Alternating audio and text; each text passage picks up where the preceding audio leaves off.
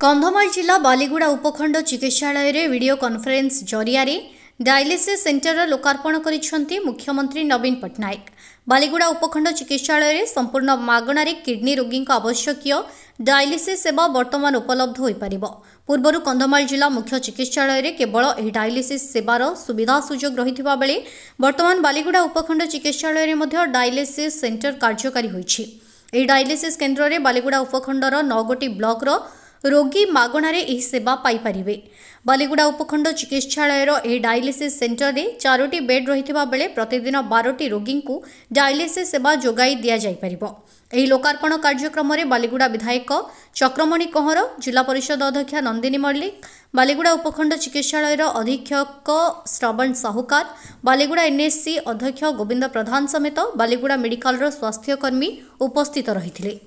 आज जो आम डायलिसिस सेवार उद्घाटन होती बालीगुड़ा उपखंड चिकित्सालय मेन पर्पज होम आगुरी फुलवाणी आम जिले में खाली फुलवाणी आम सेवार सुविधा थी। बर्तमान आम सब डिविजन में पाखापाखि 9टी ब्लॉक पेसेंट मैंने सुविधा पाइपर से दूर दूर जावा दरकार नहीं।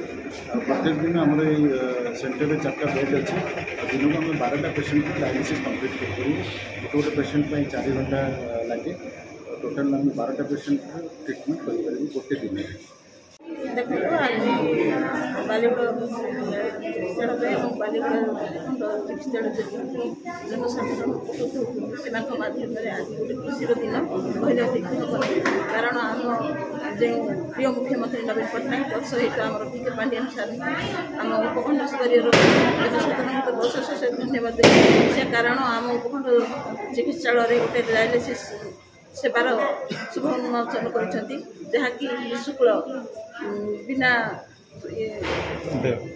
बिना पेमेंट से जनसाधारण सेवा पाइबे।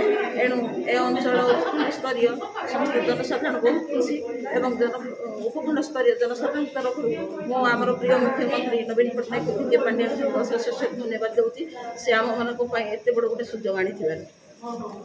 कंधमाल जिला बालीगुड़ारू Jyoti Prakash Samantaray report, focus plus.